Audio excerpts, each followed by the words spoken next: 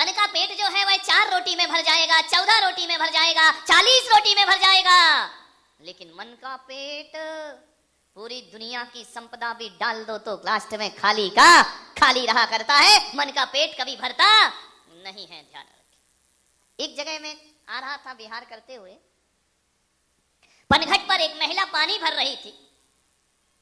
ऐसे दृश्य गांवों में देखने को मिलते हैं, शहरों में तो दिखते हैं। अब तो पानी ही हमारे घर में आ जाता है, हमें पनघट जाने की कोई जरूरत नहीं है। लेकिन वो गांव था, एक महिला कुएं से पानी खींच रही थी। उसने रस्सी ली, बाल्टी डाली कुएं पर, और जैसे ही कुएं में बाल्टी गई, ऐसा लगा कि बाल्टी भर गई, डूब गई पानी के अंदर। लेकिन जैसे ही उस महिला ने रस्सी ऊपर खींची, बाल्टी खाली की खाली वापस लौट आई। उसने कहा ये कुआं कैसा है, आज हो क्या गया इस कुएं को? मैं बाल्टी पानी में डाल रही हूँ, बाल्टी अंदर जा रही है, लेकिन जब निकालो तो ऊपर खाली की खाली निकल आती है। उसने कहा कि ऐसा करो, अब ये वाला कुआं तो मेरी बाल्टी भर नहीं रहा है। उसने एक बार और बाल्टी डाली, भीतर जाए बाल्टी भरी दिखे, बाहर आए तो उसने कहा यार ये कुआं आज गड़बड़ क्या कर रहा है, सबकी बाल्टियां भर रहा है, मेरी बाल्टी नहीं भर रहा है। सामने वाला बाल्टी डाल रहा है, उसमें से पानी ऊपर आ रहा है, मैं डालती हूं तो मेरी बाल्टी खाली की खाली। लो, उसने कहा छोड़ो ये कुआं बेकार है। उसने लिया, कुआं बदल लिया, ये कुआं छोड़ा, दूसरे कुएं में गई, वहां जाके बाल्टी डाली, वही दृश्य वहां पर हुआ, वही घटना वहां पर घटी। बाल्टी पानी में जाती, भर जाती, ऊपर आती तो खाली हो जाती। उसने कहा आज मेरी बाल्टी में हो क्या गया है, आज इस कुएं में क्या हो गया है, ये कुआं इतना पक्षपाती क्यों हो गया? ये धनवान की बाल्टी भर रहा है, लेकिन मुझ गरीब की बाल्टी नहीं भर रहा। उसने फिर कुआं बदल लिया। कहते हैं सुबह से शाम में उस गांव में 10 कुएं थे। उस महिला ने 10 कुएं में बाल्टी डाल दी, लेकिन जैसे ही बाल्टी डाली, भीतर जाती, ऊपर आती, खाली हो जाती। वहां से मैं निकल रहा था, मैंने कहा बहन बड़ी परेशान हो रही हो? अरे बोले सुबह 6 बजे से लगी हूँ, 12 बज गए, अभी तक एक घड़ा पानी नसीब नहीं हुआ है। मैंने कहा बात क्या है? बोले जिस कुएं में बाल्टी डालती हूँ, ऊपर निकालो तो खाली की खाली लौट आया करती है। मैंने कहा ऐसा नहीं हो सकता है। बोले इस गांव के सारे कुएं राजनीतिक हो गए हैं, राजनेता बन गए हैं। मैंने कहा मामला क्या है? अरे बोले मेरी बाल्टी नहीं भर रहा है। सुबह से 12 बज गए, हजारों महिलाएं घड़ा भर के ले गईं, मेरी गठरिया खाली की खाली, मेरी बाल्टी खाली की खाली। मैंने कहा कौन से कुएं ने बाल्टी नहीं भरी? बोले गांव के सारे कुएं देख लिए, कोई मेरी बाल्टी नहीं भर रहा है। मैंने कहा ऐसा कैसे हो सकता है? मैंने कहा बहन एक बार दिखा, तेरी बाल्टी दिखा, उसमें कोई जादू करिश्मा जादू टोना तो नहीं है, मंत्र तक? बोले नहीं बाल्टी तो मेरी परफेक्ट है। मैंने कहा इधर दिखा तेरी बाल्टी कैसी परफेक्ट है। और जैसे ही मैंने बाल्टी देखी, माथा ठोक लिया मैंने अपना। मैंने कहा कुआं तो क्या बहन, तेरी बाल्टी तो कोई समुद्र भी नहीं भर सकता है, सागर में भी चली जा तो बाल्टी नहीं भरेगी। उसने कहा ऐसा मेरी बाल्टी में क्या है? आपको मालूम हो उसकी बाल्टी में कड़ी भी लगी थी, डंडा में रस्सी भी लगी हुई थी, पानी के अंदर जाती थी, लेकिन नीचे से पेंदा उसका गायब था। बिन पेंदे की बाल्टी कोई कुआं भरने वाला नहीं। पेंदा नहीं, पेंदा समझते हो? हिंदी आती? क्या बोलते हो? हाँ जो बोलते हो समझ जाओ, है ना? वो ही नहीं था जो तुम समझ रहे हो, सही समझना। और बाल्टी के नीचे पेंदा नहीं था। उसने देखा कि पेंदे से क्या मतलब है। कुएं के अंदर जाती है तब तो भरी दिखती है, बाहर आती है तो खाली हो जाती है। मैंने कहा बहन कुओं को गाली मत दे, कुओं को मत कोस, कुओं को भरा बुला मत बोल, अपनी बाल्टी को सही करने का प्रयास कर। उसने कहा इसमें क्या किया जाए? मैंने कहा जा किसी लोहार के पास जाना और इस बाल्टी में एक पेंदा लगवा लेना।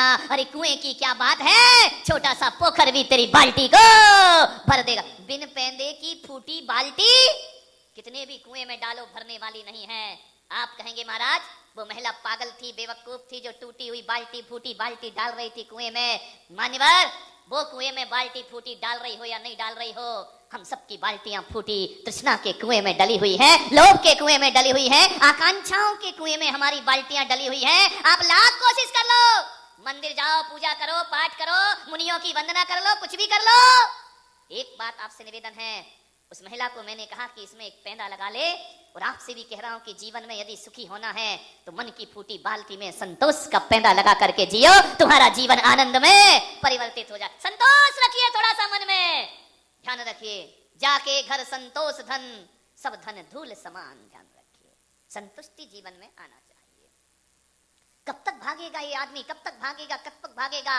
ऐसा लगता है मुझे तो सुबह सुबह देखकर, इतना ट्रैफिक मुंबई में मैंने ट्रैफिक देखा, बाप रे, आदमी के पास टाइम नहीं, उससे पूछो कहाँ भाग रहा है, तो बोले मेरे पास टाइम नहीं है बताने का, मैं कहाँ भाग रहा हूँ। अरे मैंने पूछा ओ भाई बता तो दे, इतना तेज कहाँ जा रहा है? जो देखो वो आगे जा रहा है, आगे भाग रहा है, पीछे की गाड़ी आगे भगने का प्रयास करती है, मोटरसाइकिल आगे भगने का मैंने कहा इतना तेज ये आदमी भाग कहाँ रहा है? एक आदमी से मैंने पूछा मुंबई में कि कहाँ जा रहे हो इतने तेज? बोले मुझे नहीं पता, वो आगे वाला जा रहा है, उसके आगे मुझे जाना है। तो मैंने कहा यार पीछे वाले से पूछ लेना। पीछे वाला आया, मैंने कहा इतना तेज कहाँ भाग रहे हो? बोले हमारे पास इतना टाइम नहीं है बताने का, वो भाग रहा है, इसके पीछे मैं भाग रहा हूँ। देखते देखते हजारों से पूछा, आदमी भागते जा रहा, भागते जा रहा, भागते जा रहा है, लेकिन आदमी को ये नहीं पता कि उसकी मंजिल कहाँ है। ऐसे भागते हैं लोग, कभी जाम ट्रैफिक में देखना, ऐसे भाग रहे हैं ऐसे। मेरे पास छोटे महाराज थे, मैंने कहा यार महाराज ये इतने लोग क्यों भाग रहे हैं, इतना तेज क्यों जा रहे हैं? तो छोटे महाराज बोले महाराज ऐसा लग रहा है जैसे इनके पीछे कोई कुत्ता पड़ा हो और ये दौड़ करके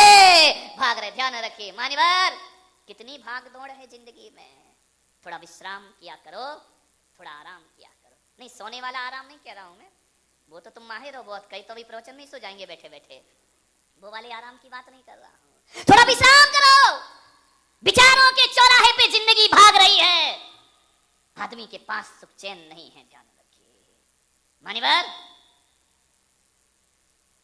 थोड़ा सा धर्म ध्यान कर लिया करो जिंदगी में।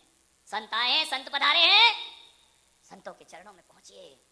भगवान महावीर से पूछा गया कि एक सावक को संतों के चरणों में क्यों जाना चाहिए? भगवान महावीर ने कहा श्रावक यदि संत के चरणों में जाएगा, श्रावक यदि संत के चरणों में जाएगा तो वो संत बन जाएगा, और संत यदि प्रभु के चरणों में जाएगा अरिहंत बन जाएगा, उसके जीवन का कल्याण हो जाए। मैं आपसे निवेदन है, साधु नहीं बनो, कोई बात नहीं है, साधु जैसा जीवन आप जी सकते हैं अपने घरों में। ध्यान रखिए, मन से तो साधु बन सकते हैं ना, तन से बनना कठिन है, मन से तो साधना कर सकते हैं ना। मामा की बड़ी साधना चल रही है, कल से वो हाथ में आहार ले रहे हैं। घर वालों जरा सावधान हो जाओ, ऐसा ना हो दिवाली तक चली जाए हमारे साथ। विचार करिए, संतों जैसा जीवन जियो, संतों जैसी साधना ना कर सको तो मन को संतों जैसा बनाने का संत कौन होता है? जो संतुष्ट होता है वो संत होता है, और जो असंतुष्ट होता है वह असंत हुआ करता है, वह ग्रस्त हुआ करता है, वह संसारी हुआ करता है। सब कुछ तुम्हारे पास है, संतुष्टि नहीं है इस आदमी के पास। और अपना तो अपना है, पड़ोसी का मिल जाए तो वो भी अपना नहीं। ध्यान रखिए, थोड़ा सा ब्रेक लगाइए इच्छाओं पर, आकांक्षाओं पर। मान्यवर, एक बार क्या हुआ, नारद का मन हुआ कि चलो पृथ्वी लोक की परिक्रमा करके आते हैं। सुबह सुबह का समय था, नारद पृथ्वी पर आए, पृथ्वी ग्रह पर आए, इस मध्यलोक में आए। एक भिखारी उन्होंने देखा सुबह सुबह भीख मांग रहा है। भिखारी ने भी कहा कि यार चलो आज तो मेरी जिंदगी की कुछ इच्छाएं पूरी हो जाएं। सामने से देखा कि नारद जी चले आ रहे हैं। भिखारी ने कहा आज मेरी जिंदगी का कल्याण हो जाएगा, आज नारद मिल जाएंगे, मेरे जन्म जन्म की दरिद्रता दूर हो जाएगी। भिखारी गया, नारद ने कहा क्या रे भाई कहां घूम रहा है? बोले देखो मैं कहीं भी घूम रहा हूं, सुबह सुबह तुम मिले हो, मेरे बोहनी मत बिगाड़ना। बोले क्या मतलब? बोले जो भी है मेरे इस कटोरे में डाल दो, तो मैं आज का जीवन अच्छे से काट सकूं, आज का दिन मेरा शांति से गुजर जाए, मेरे बच्चों का पेट भर जाए, मेरी पत्नी का पेट भर जाए, इस कटोरे में जो भी तुम्हारे पास हो डाल दो। नारद ने कहा यार तूने मांगा भी तो किससे मांगा? मेरे से मांगा। अब हम साधु संत सन्यासियों के पास क्या है देने के लिए? अरे बोले जो भी हो इस कटोरे में डाल दीजिए। नारद ने कहा कि मेरे पास तो कुछ नहीं है। अरे कुछ नहीं है, आदमी ऐसे ही हो गया है। एक सेठ बैठ के अखबार पढ़ रहा था लॉन में बैठकर, एक भिखारी पहुंच गया। भिखारी ने कहा कि सेठ जी जो तुम्हारे पास हो मेरे जो कटोरे में डाल दो। सेठ ने कहा क्या क्या समझ रखा है जो तुम्हारे पास हो, बोल क्या चाहिए? बोले 2 रोटी दे दो। सेठ ने कहा रोटी नहीं है, इतने सुबह सुबह आ गए, अभी कहां से रोटी मिल जाएगी तुझे? मेरे पास रोटी नहीं है। तो उसने कहा एक काम करो सेठ जी, एक गिलास ठंडा पानी डाल दो। बोले चल पानी भी नहीं है, अभी नल नहीं आया, पानी कहां से दे दूं? तो उसने कहा है आपको सोचना है। सेठ बड़ा कौन होता है? एक सेठ था, उसका बहुत बड़ा पेट था, लेकिन एक बात ध्यान रखना, महल इंसान का सोने पे खड़ा, महल मिट्टी का सोने पे खड़ा होता है। महल मिट्टी का सोने पे खड़ा हो, महल सोने का मिट्टी पे खड़ा होता है, महल सोने का मिट्टी पे खड़ा होता है। ध्यान रखिए, विचार करना है आपको। और एक दिन वही महल मिट्टी में मिला होता है। महल मिट्टी का, महल सोने का मिट्टी पे खड़ा होता है और एक दिन वही महल मिट्टी में मिला होता है। और वजन इंसान का तराजू से तौलने वालों, आदमी तन से नहीं, आदमी मन से बड़ा होता है। शरीर का वजन बढ़ाने से कोई बड़ा नहीं हो जाता है, मन आदमी का वजनदार होना चाहिए। मन के बड़े बने। नारद को बड़ी दया आई उस भिखारी पर। नारद ने कहा कि एक काम कर, चल मेरे साथ।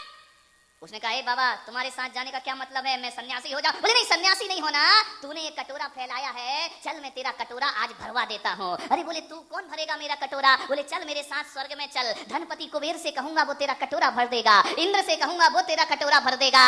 भिखारी ने कहा कि बाबा एक बात ध्यान रखना, कहाँ ले जा रहे हो? बोले स्वर्ग ले जा रहा हूँ। उसने कहा नहीं जाना, स्वर्ग जाने के लिए स्वर्गीय होना बहुत जरूरी है और मैं अभी स्वर्गीय होना। अरे नारद ने कहा, यार पहली बार दुनिया में घटना घटेगी, तुझे मरे बिना मैं स्वर्ग प्रदान कर रहा हूँ, चल मेरे साथ। तुझे वहां रहना नहीं है, स्वर्ग में रहने के लिए स्वर्गीय होना पड़ता है। मैं तेरी इंद्र से मुलाकात कराता हूँ, वो तेरी इस जन्म की दरिद्रता दूर।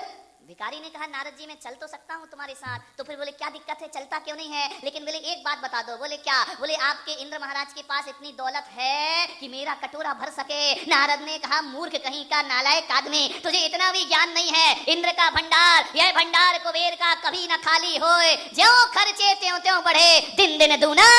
इंद्र का खजाना कभी खाली होता है? अब तू भिखारी है, तेरी सोच भिखारी जैसी रहेगी। अरे इतनी सी कटोरे की बात कर रहा है, तेरे घर में और बड़े कटोरे हो तो उठा ला, इंद्र एक आज्ञा में तेरा कटोरा हीरे मोती से भर देगा। बोले हीरा मोती से भर देगा? बोले भर देगा। तो बोले एक बात बताओ नारद जी, मेरा कटोरा खाली तो नहीं रहेगा ना? उसने कहा, यार तू भिखारी कैसी कैसी बातें करता है, कटोरा खाली नहीं रहेगा, चल मेरे साथ तुझे। बोले एक ध्यान रखना, यदि इंद्र के पास ले जा रहे हो तो मेरा कटोरा पूरा भरना। अरे नारद ने कहा, इसको कौन समझाए इस मूर्ख को कि वहां तो हजारों के, लाखों, करोड़ों, अरबों के हीरे मोती पड़े हुए हैं, तेरा कटोरा भरने में कितनी देर लगेगा?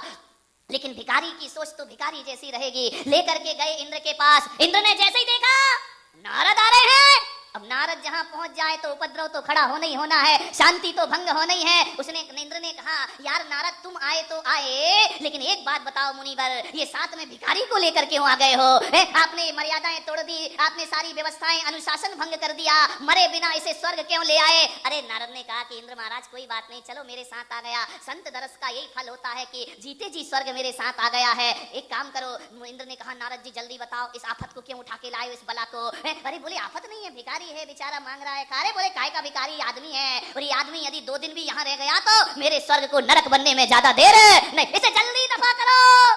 तो इंद्र ने कहा, इंद्र से कहा नारद ने कि कुछ नहीं, आया है बेचारा, मेरे वचन खाली नहीं जाए, हीरे मोती से भर दो, इतना सा कटोरा लेके घूम रहा है, क्या बिगड़ता है तुम्हारा? इंद्र ने कहा, कोई बात नहीं, इसे जो देना है वो दे दो, लेकिन ज्यादा देर इस आदमी को स्वर्ग में रखना खतरनाक है, इसे वापिस पृथ्वीलोक में भेज दिया जाए।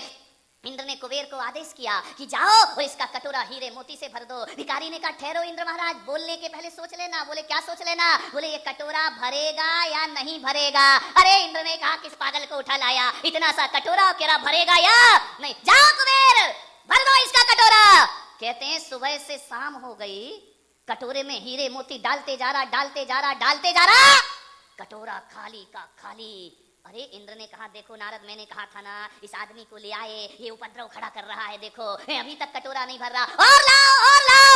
लाते गए, कटोरा भरता गया, लेकिन जैसे ही दूसरा सामान लेने जाए कटोरा खाली का। अरे नारद ने कहा, यार तू बात क्या कर रहा है बार बार कटोरे की, ये तेरा कटोरा भरता क्यों नहीं है? अब भिखारी ने कहा, देखो नारद जी, मैंने कहा था ये भर जाना चाहिए, तुमने कहा था इंद्र के पास इतना है कि कितने भी कटोरे भर देगा, अब भरे मेरा कटोरा। नारद ने कहा, भाई इधर ला तेरा कटोरा, कौन सी कंपनी में बना है, कहां से खरीद के लाया है, कहां से मिला ये कटोरा तुझे? ये सब बता। ये कटोरे में कोई छेद कर रखा है जो सारा माल बारामती में गिराए जा रहा है? अरे बोले कोई छेद नहीं है। तो बोले ये कटोरा तुझे कौन सी फैक्ट्री से मिला? जल्दी बता, तू बारामती से आया है, ये कटोरा तू लाया कौन सी दुकान से है? बोले अतुल भाई के मॉल से। तो बोले यार ये फैक्ट्री में कर क्या दिया कि कटोरा भर ही नहीं रहा है? उसने कहा, इधर ला कटोरा ला।